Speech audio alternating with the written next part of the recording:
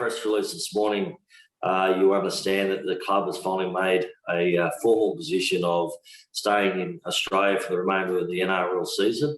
Obviously, there's been a lot of thought for various reasons going into this decision, none greater than providing our families, players and staff some stability in quite an unstable time. But we'll getting some confidence that potentially was a chance we would go back. However, a stark reminder was a couple of weeks ago when we were just before we played Manly, the borders were paused, and look, we use that as a very good example of what would have happened to us, and on that basis we would have had to scurry out of New Zealand pretty quickly on a Wednesday, and at that point in time we would have left the families in New Zealand not knowing when we would have been back due to the Magic round the following week. So it was a really good example to work through and an experience to understand what would have happened if we were in New Zealand. So based on that, we regrouped with the players, and we understood the pros and the cons. However, when you've got a number of players, I talk more than a dozen players and staff that haven't got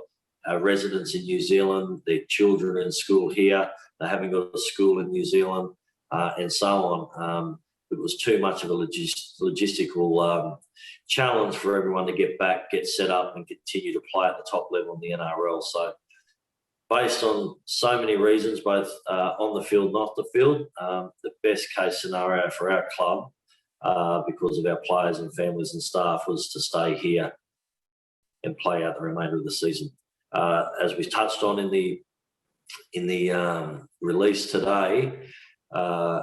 we are working with the NRL. We are working with a number of other clubs about opportunities that may exist if we get further confidence in the borders remaining stable,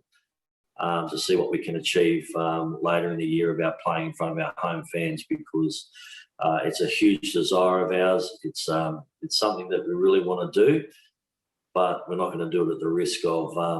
being shut out of a country either side and being separated from families. But we'll continue to work with that, and